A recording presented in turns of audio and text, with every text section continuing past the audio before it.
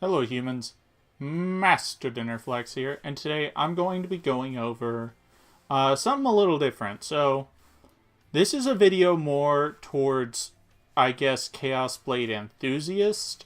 I know I made a lot of Chaos Blade videos, and what I'm actually going to do next videos, I'm actually going to pile through some requests. Like, I got some pretty cool ideas for crawlers, which,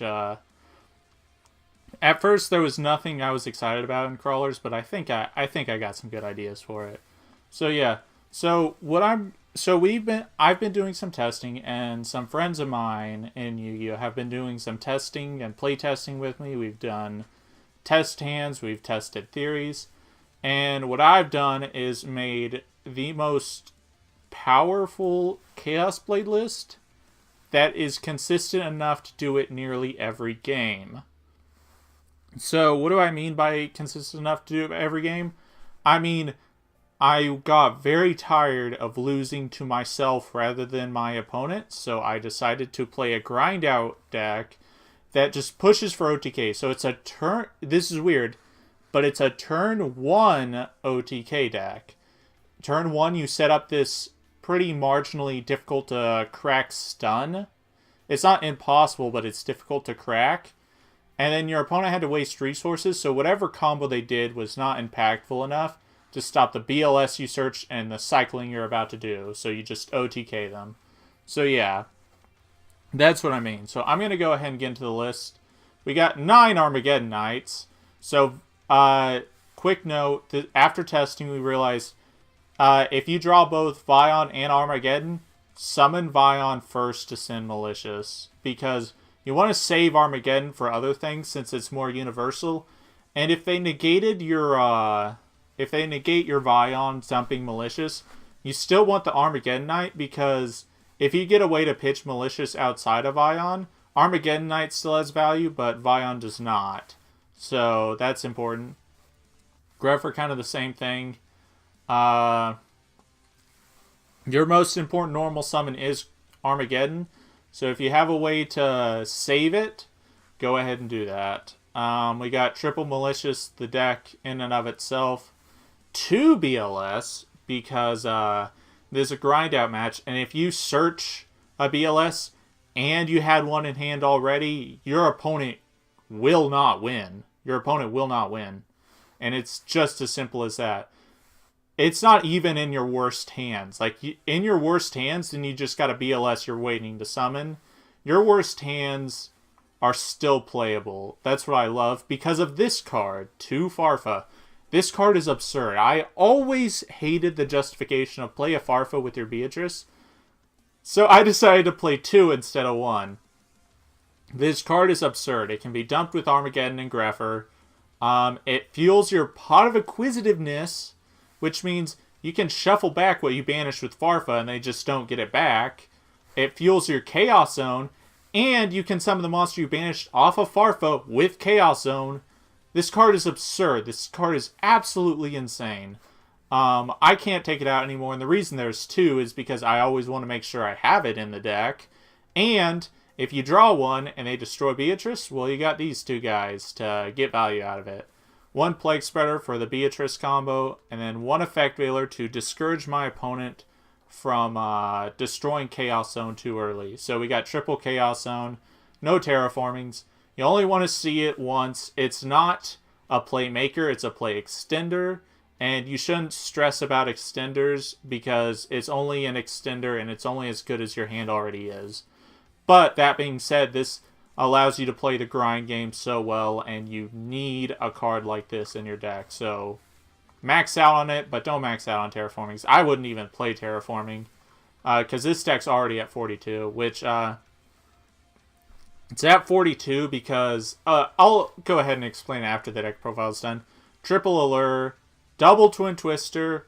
You actually really need this. Divine Sword Phoenix Blade makes it free, but you got Malicious and Blade and Plague and Farfa, and you don't want to lose to True Draco. So what I learned about True Draco is this is one of the first decks I've ever played where I don't auto lose game 1 to True Draco. Twin Twister helps with that, but BLS is a real problem for that deck. Sure, they can just, quote, pop it, but then I can just make a different play and still kill their, crap, I about said Ignister. Their masterpiece.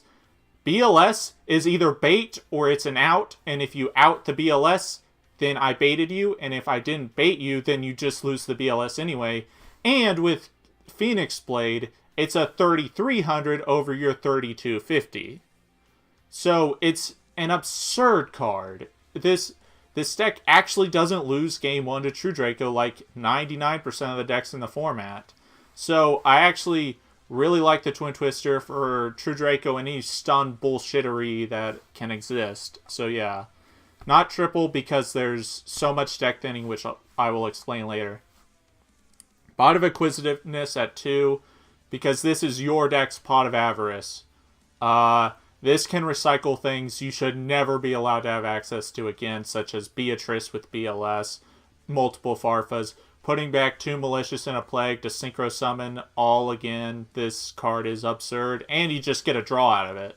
So this card is actually Pot of Avarice in this deck. Sure, you only get 1 draw, and it sometimes doesn't even shuffle back enough, but it's so powerful, and it's so easy to activate, you have to.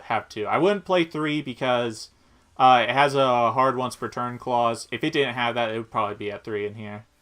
3 DDR for the equip lineup. 1 Moon Mirror because it can put itself back in the deck. The namesake of the deck, this card is absurd. And the last 2 equip spells, I wanted utility with my equip spells. By the way, I'm now sending 4 instead of 1 for Grappler, because I just wanted to reduce the number of Garnets in my deck. So, Power of the Guardians, if you draw it, it's fine, because it allows you to make a big guy that's immune to destruction each time it attacks. So a perfect example, let's say you have BLS, and this was the equip spell you drew. You can equip this to BLS, and it's at 3k, and when it attacks, before the attack is even successful, it goes to 35, and is immune to destruction once. So if they attack, so it's an out to Borreload with this and BLS. BLS is an out to Borreload so easy most of the time, especially if you can bait out the Borreload. Then it's like nothing. So you got Power of the Guardians. So when it attacks, it becomes 35, and if they try to Borreload it to make it 3k, that's fine, because you attack over it, destroy it by battle, your spell counter is gone, so it goes to 25, then its next attack, it puts a counter back on it, and becomes 3k. So that's why I love this card. This card's actually really good. I totally underestimated this. And this card, because it's a, I wouldn't say MST, but it's a Night Beam, and it reduced the attack by 500. And if your opponent's like, oh crap, I don't want you to destroy that, then they can pop it. But if they pop it, it just re-equips to his old. So that's really funny. So these were the only 2 where I'm like, I'll test these out, and these have been very, very promising. No Foolish for the last spells, but we got Soul Charge, Reborn, and Rhoda. All good. All fantastic one-ofs. This card, I'm going to say right now, expect it to be banned. This card has... I'm not even going to go into it more. I'll go into that later. One day. 2 Strike, 1 Judgment, and 1 Lost Winds. It was just going to be 4 Solemns, but since Beatrice can send this, and it's another way to discourage your opponent from going too nutsy when you're going first. So it's really good. I actually really like this. And it can be used in the damage step, so it's a good way to mess with Borreload. Side deck, this is what we've been siding. This obviously is a way to use Grepher quicker, and Gamma Seal, best Kaiju. So Swords of Concealing Light is just for magicians, because yes, they link summon, but their best cards are not link monsters. So you'll like their absolute best board. If you have all the outs and you can bait all the negates, their best board, the rest they can do is they get a Compulse with Firewall Dragon. And that's pretty sick with this. And Swords of Concealing Light is perfect bait. Because the thing about this deck is, if you open one of these, it doesn't matter what the rest of your hand is. Because you get to combo off. So, because of that, you can play a lot of cards like these. You could just build your side deck completely 180, got Flip World turned upside down, and just hang right there, Prince of Bel-Air, and you get to pull all this bullshittery out of your ass and just kill your opponent with it. It's so good.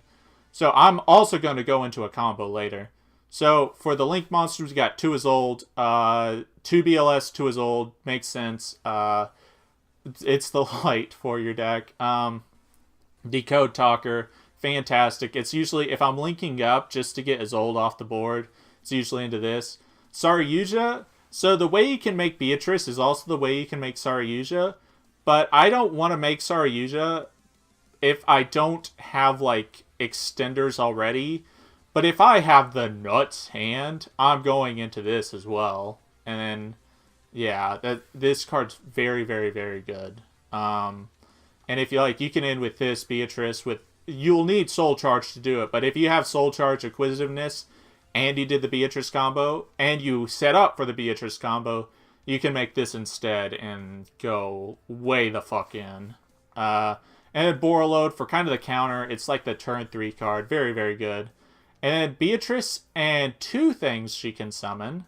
So I don't want to... So Beatrice is so commonly made in this deck, and my opponent always believes, oh, he just made Beatrice to have Beatrice. Regeki. And then I make Pimp Dante, and they're like, well, fuck. I can't out that because it can't be targeted. And it's, if I even out it anyways, I lose a card out of my hand. So, very, very good. And Virgil, so the reason I'm fine with drawing Farfa is because of both of these. I get a draw and a Farfa on my opponent, and then on this guy, I can shuffle some back in, and if they out this one, I get a draw. So, that's really cool. I get a shuffle in and a Farfa with this. Really good. All with Beatrice. Stardust Charge Warrior is how you set up for the Beatrice. Omega's just another synchro. And Virgil, if you summon off Beatrice, you can get back your Plague with either DDR or Acquisitiveness and make Crystal Wing. And then your opponent will have a bad time. We got Evil Swarm Nightmare. This is better than Baguska in this deck. I don't care what you tell me. This card has single-handedly won me several games. It was more powerful than the Beatrice sending Farfas because my opponent was like, my Pendulum opponent was like, yeah, I can't deal with the Nightmare. I can't deal with the Nightmare. I could deal with the Baguska, but not a Nightmare. And because of that, that's why I'm sticking with this. Because Baguska has to be like the only thing you have. Well, Nightmare, you can just join this with other cards you have, and it just makes your stun unbeatable most of the time. Minerva is only in here to mill Warriors late game for Blade and Chaos Zone. She's, like, good, because she can also mill Farfas sometimes, and sometimes that occasional, like, Effect Veiler to turn on BLS, and she's a light herself.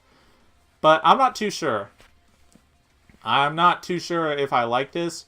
But I've made it a few times, and one time it actually did what it was supposed to do. And I like milled a Farfa and a Warrior, which turned on my Blade, which turned on my Chaos Zone, which banished a guy.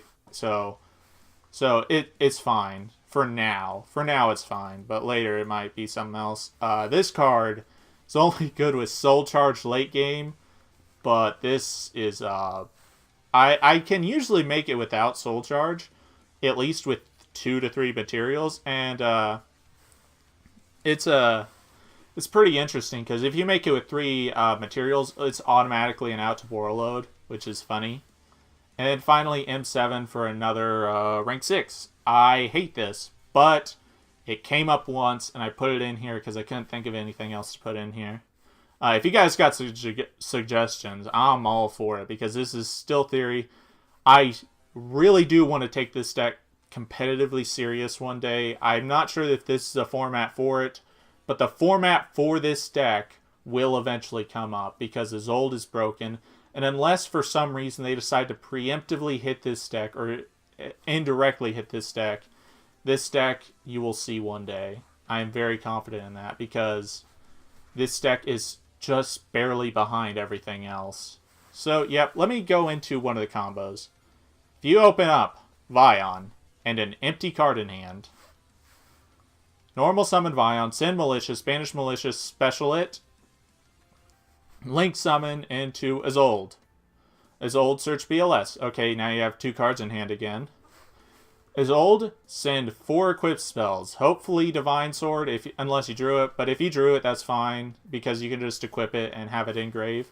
Send 4 equipped spells. Summon Armageddon Knight. Send Plague. Alright, so what have you done? So in this combo, let's see. You've sent 1, 2, 3. So you've thinned your deck by 9 cards. And you're about to do it with the 10th card as Malicious. But before that, you're going to stack a card on top for Plague that you don't want. That empty card quote. So you'll stack with Plague. Now you've thinned your deck by 8 cards. You lost one. Then banish out Malicious for 9. And synchro the Armageddon Knight and the Plague for Stardust Charge Warrior to draw a card in a 9-card thinned deck. And then you'll make Beatrice send Lost Winds unless you know you're playing against True Draco. Then you can send one of your warriors instead, because this card is an empty card against True Draco. So you thinned your deck by 10 cards. And when you thin your deck by 10 cards, you're going to be drawing your power spells. Because next turn, you're going to keep drawing warriors that just send all the warriors. So you're just drawing power spells, you're drawing traps. You're just drawing everything you want to. Because you thinned all the crap out of your deck. So, yep.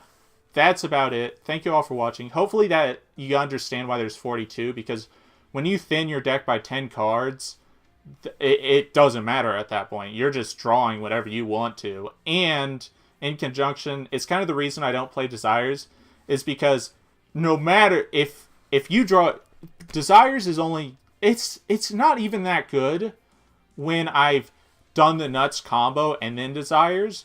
But then if I activate Desires when I have a bad hand, it doesn't matter what I draw. The things I banished will automatically cause me to lose. Because there's so many one-ofs for this combo that you just have to have. So yeah, that's about it. Thank you all for watching. If you got any other theories for Chaos Blade, or if you want to test, or you want to do anything, let me know. So yeah, that's about it. Thank you all for watching. Remember, Master DinnerFlax will take your soul.